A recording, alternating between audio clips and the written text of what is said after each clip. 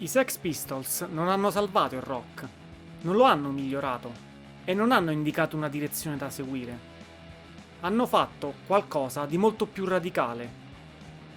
Negli anni 70 il rock era diventato un linguaggio codificato, tecnica, virtuosismi, miti intoccabili, un genere che parlava sempre più spesso del proprio passato.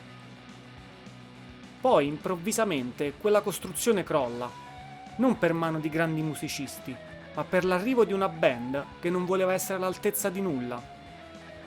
I Sex Pistols non hanno proposto un nuovo suono, hanno compiuto un atto di rottura, hanno distrutto l'idea stessa di rock come istituzione culturale. E in quello spazio vuoto lasciato dalle macerie nascerà tutto ciò che verrà dopo. Questa è la storia del giorno in cui il rock si è rotto. Questa è la storia dei Sex Pistols.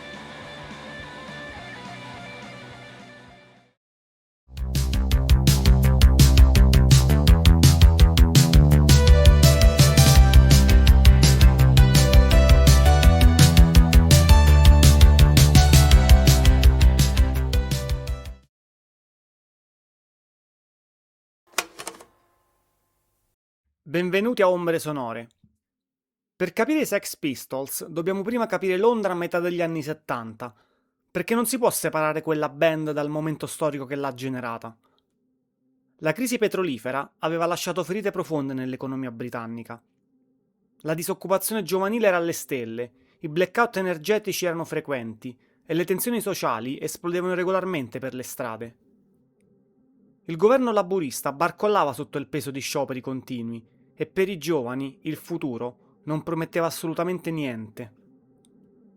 In questo contesto, la musica che dominava le classifiche parlava di tutt'altro. I ragazzi che non avevano lavoro, che vivevano in periferie grigie senza prospettive, accendevano la radio e sentivano concept album di 40 minuti, assoli di chitarra interminabili, testi che parlavano di mitologie fantastiche. Era tutto irraggiungibile, come se il rock fosse diventato una religione per pochi eletti e loro non erano invitati alla messa. Ed è in questo vuoto che compare Malcolm McLaren. Non era un musicista, questo va detto subito. Era un imprenditore, un provocatore, un agitatore culturale con un negozio di abbigliamento a Chelsea chiamato Sex, dove vendeva abiti fetish, magliette con slogan provocatori e tutto ciò che poteva offendere la morale borghese dell'epoca. McLaren aveva una visione molto semplice e molto cinica. Creare scandalo, scuotere il sistema, far parlare di sé. Non gli interessava l'arte, non gli interessava la musica, gli interessava il caos come strumento di sovversione. Nella sua orbita gravitavano già alcuni ragazzi che pasticciavano con la musica. C'era Steve Jones, un chitarrista autodidatta che aveva imparato a suonare rubando strumenti e ascoltando dischi dei Rolling Stones e degli Who. C'era Paul Cook, batterista solido e silenzioso che teneva il tempo senza troppi fronzoli. E c'era Glenn Matlock, bassista con un gusto innato per le melodie pop, probabilmente il musicista più competente del gruppo, cosa che alla fine gli costerà cara. Ma mancava ancora una cosa fondamentale, una voce, un frontman. E nel 1975 McLaren la trova per caso.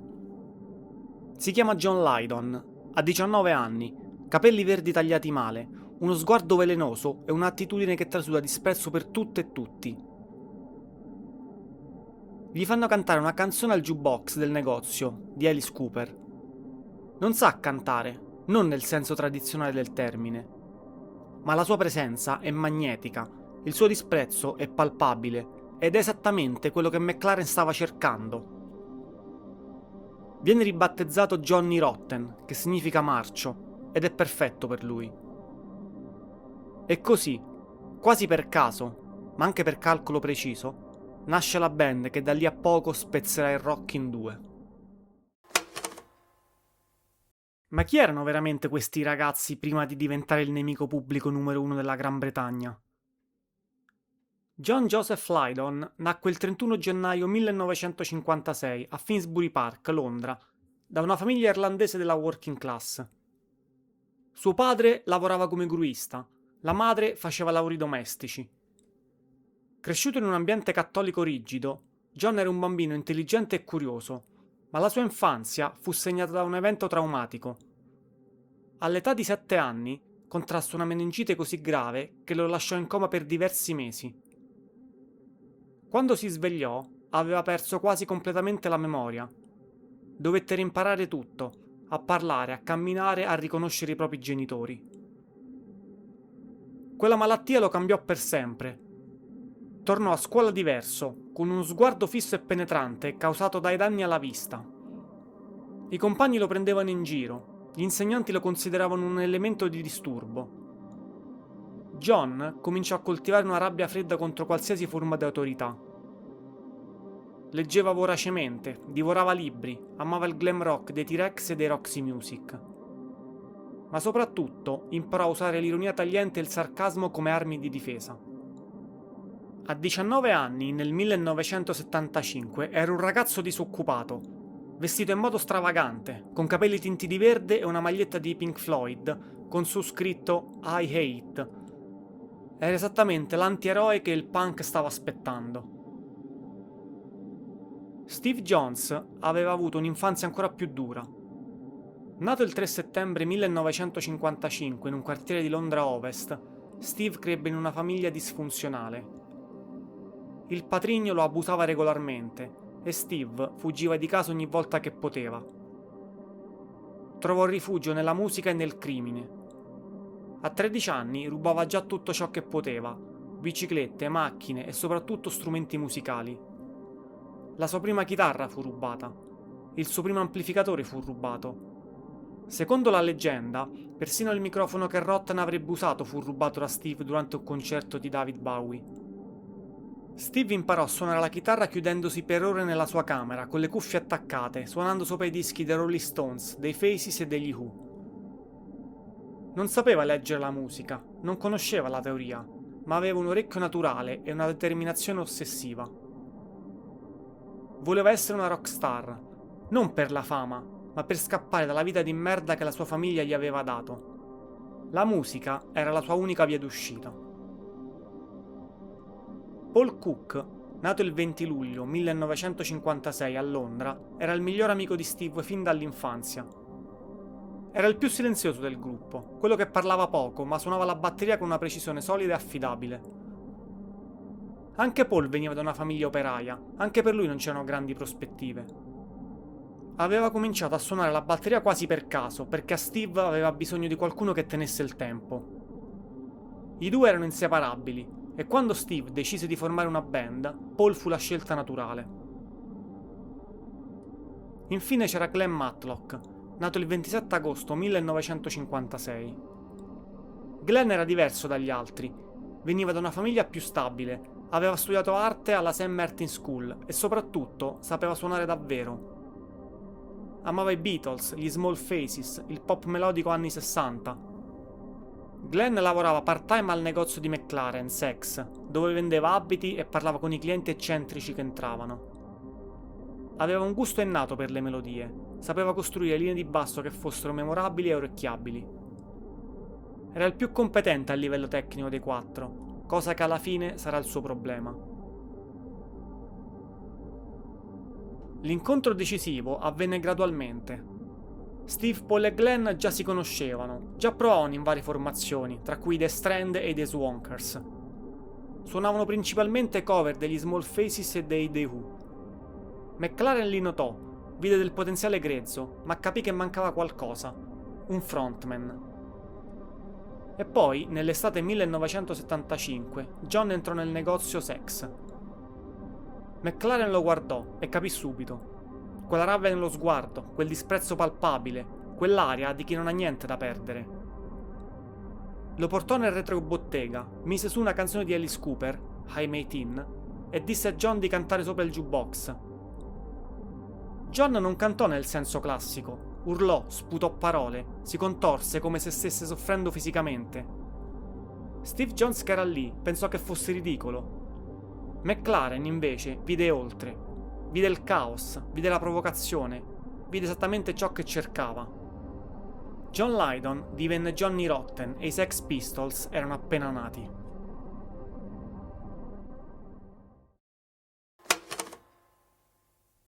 Il primo concerto ufficiale dei Sex Pistols avvenne il 6 settembre 1975 al St. Martin's College of Art a Londra, dove Glenn Matlock stava studiando.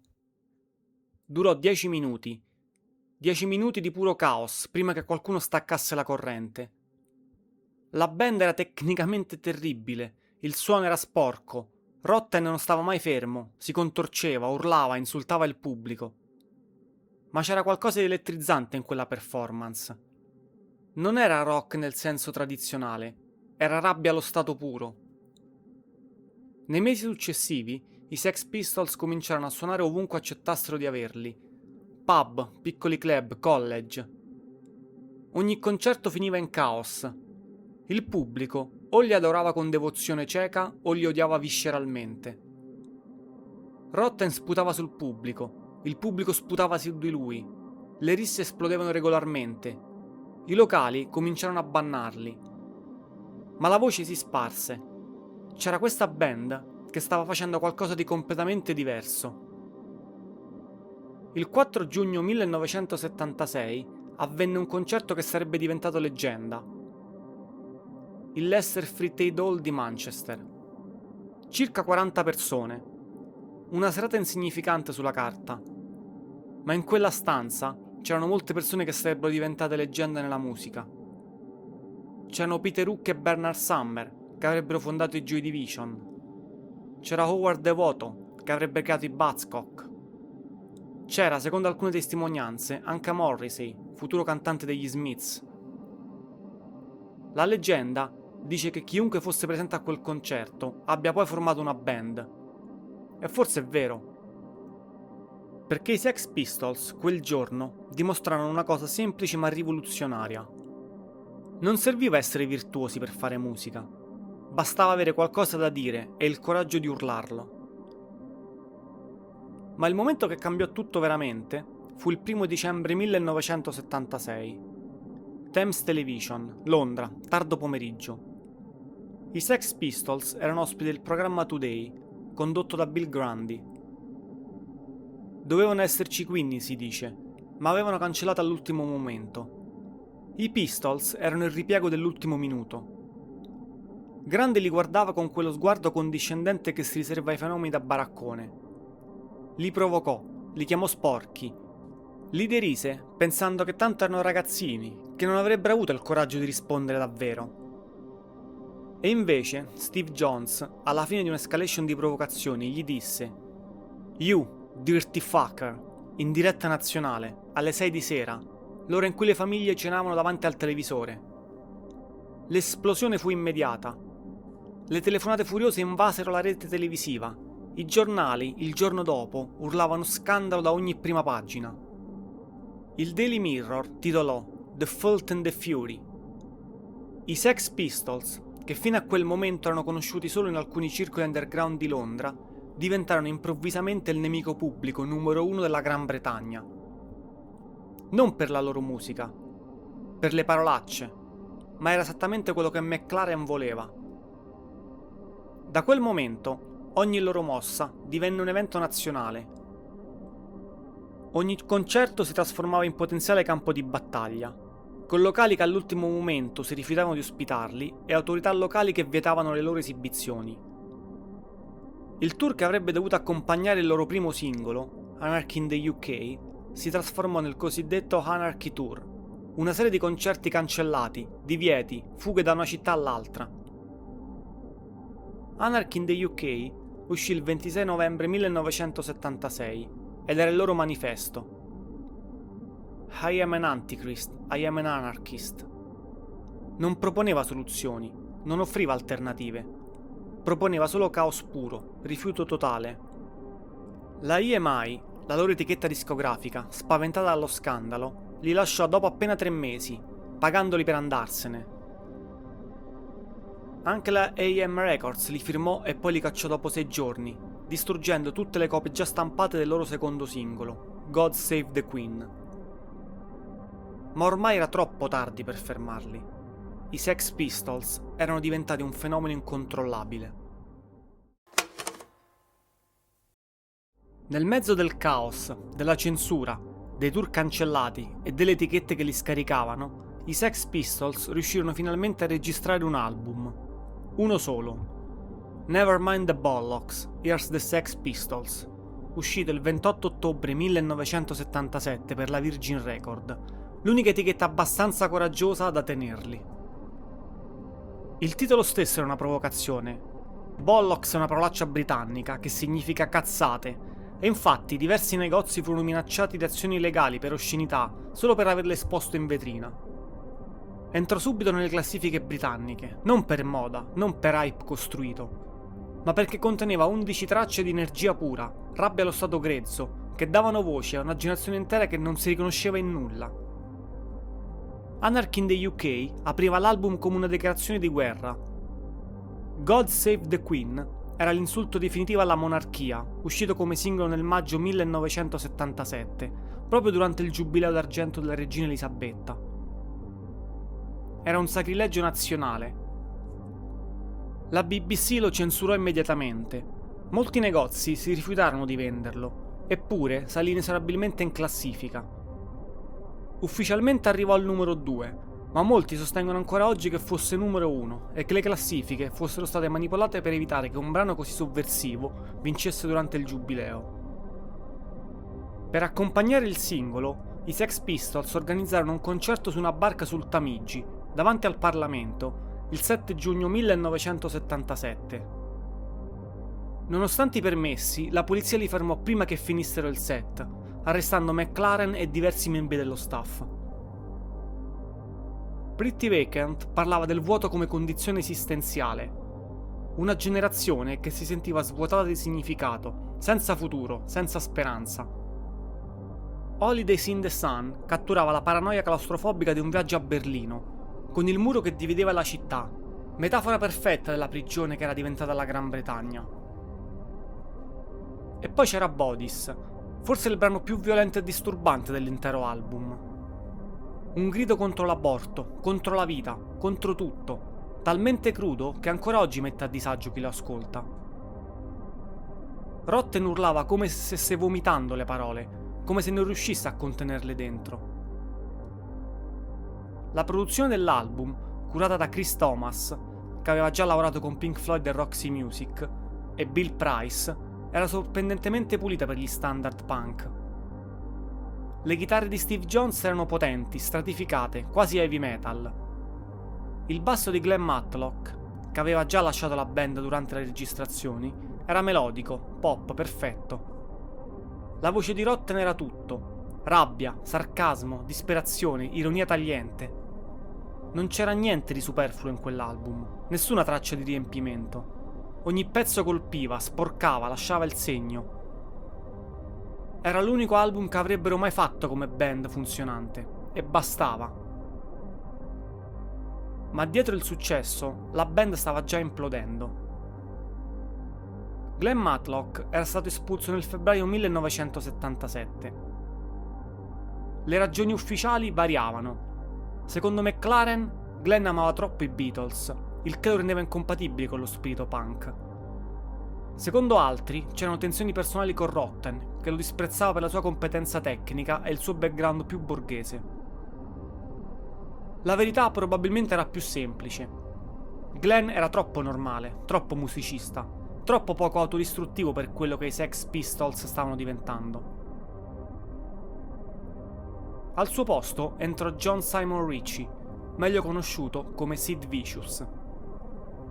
Sid, nato il 10 maggio 1957, era un amico di Rotten fin dai tempi del circolo di fan dei Sex Pistols. Era magro, selvaggio, carismatico in modo pericoloso. Non sapeva suonare il basso, letteralmente non sapeva, ma aveva l'attitudine perfetta. Era l'incarnazione fisica dell'autoistruzione punk. McLaren lo voleva per quello. Rotten lo voleva perché era suo amico. E così Sid entrò nella band, anche se durante molti concerti il suo basso non era nemmeno collegato all'amplificatore. Con Sid a bordo, i Sex Pistols diventarono ancora più caotici, ancora più pericolosi e ancora più vicini alla fine. All'inizio del 1978, i Sex Pistols decisero di fare l'unica cosa che sembrava logica: conquistare l'America.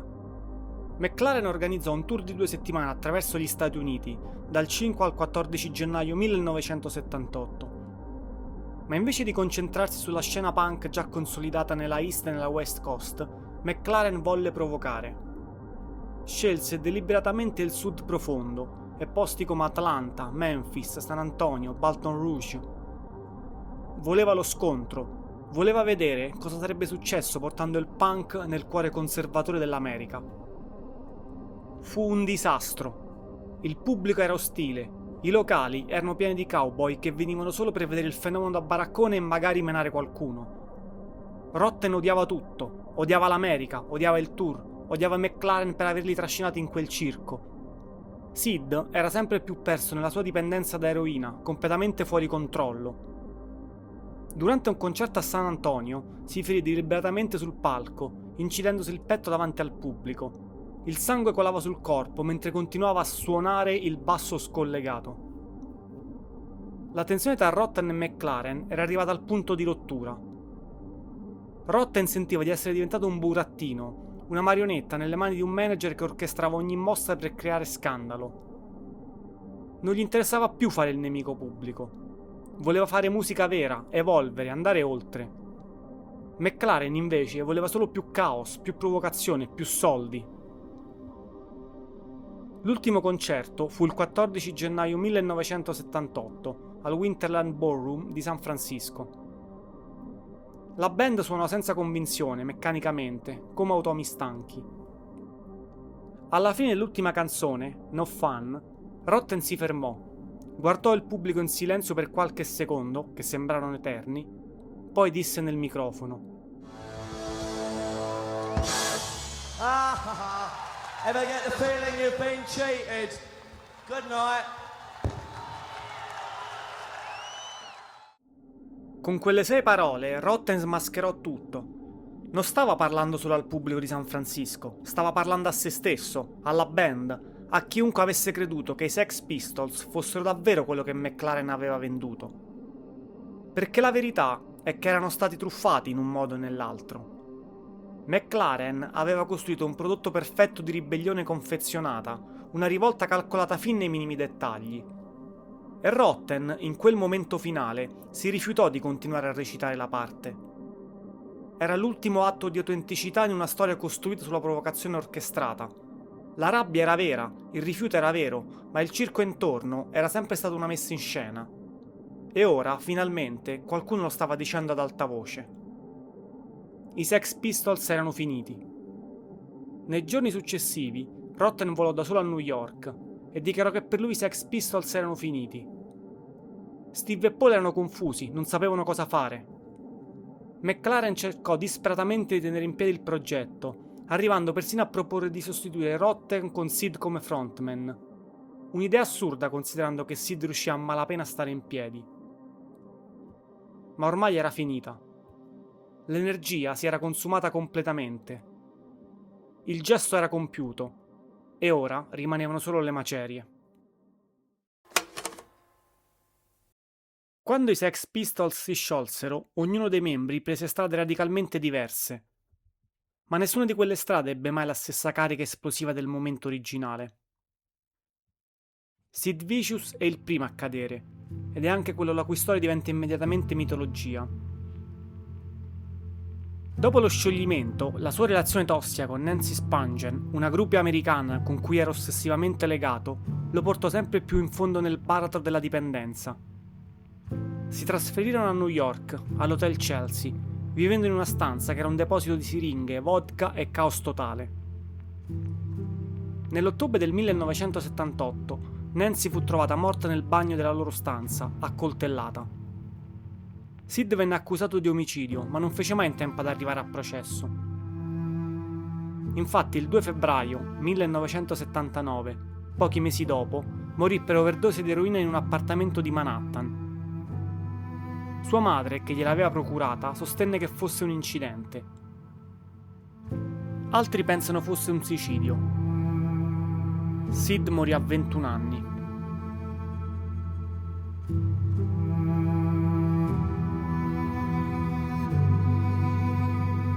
Il suo mito è costruito interamente sulla sua distruzione. Non era un musicista nel senso tradizionale, non ha scritto canzoni, probabilmente non sapeva nemmeno suonare il basso in modo decente. Ma è diventato l'icona perfetta del punk proprio per questo. L'autodistruzione come forma d'arte, la vita consumata interamente nel gesto. È l'immagine che il mondo ricorda quando pensa ai Sex Pistols, anche se era nella band da appena un anno. Johnny Rotten invece sopravvisse. Tornò a chiamarsi John Lydon e nel 1978 fondò i Public Image Ltd, che nel giro di pochi anni sarebbe diventata una delle band più sperimentali del post-punk, ed era esattamente l'opposto dei Sex Pistols in tutto. Complessa dove i Sex Pistols erano immediati, musicalmente ambiziosa dove loro erano volutamente grezzi. Album come Metal Box e Flower of Romance erano destrutturati, sperimentali, quasi industrial. Era un rifiuto consapevole di ciò che era stato, un modo per dire: io non sono Johnny Rotten, non voglio essere intrappolato in quella storia. Lydon ha continuato a fare musica per decenni, ha scritto autobiografie, è apparso in reality show, è diventato persino testimonial pubblicitario per il burro britannico. Ha sempre dichiarato di disprezzare le reunion nostalgiche, anche se negli anni ne ha accettate diverse per motivi economici. È sopravvissuto diventando esattamente ciò che non era da giovane, un'istituzione. Steve Jones e Paul Cook continuarono a suonare insieme per un po', formando band minori come i Professionals.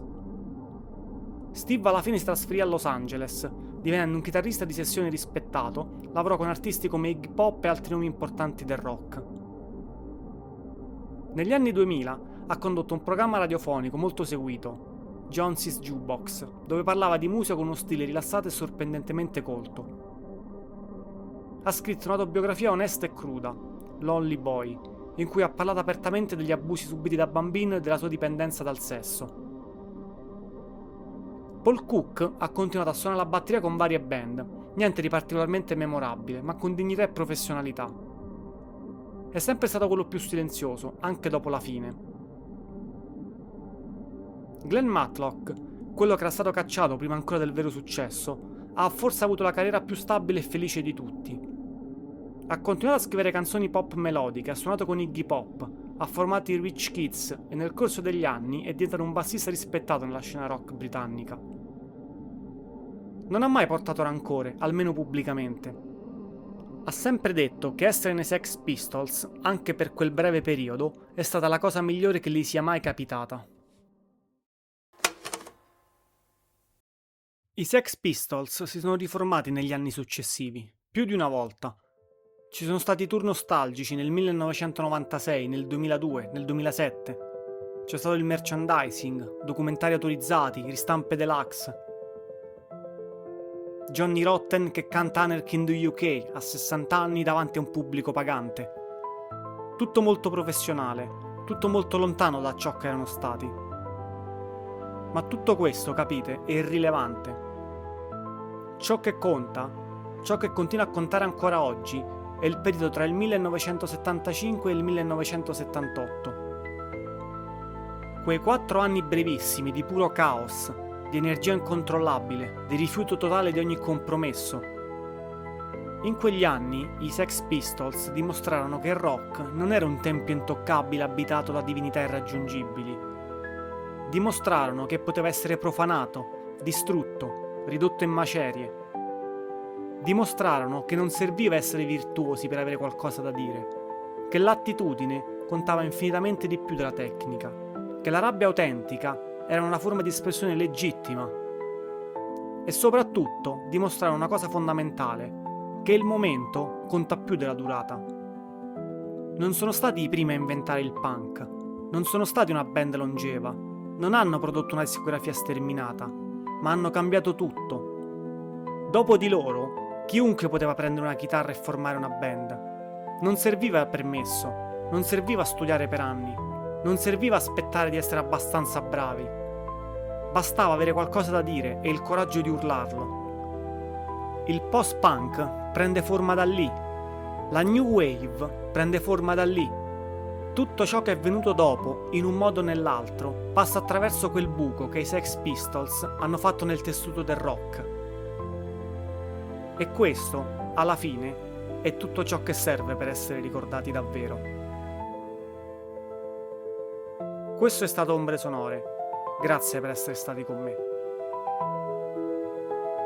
Il buio suona, restate vicini.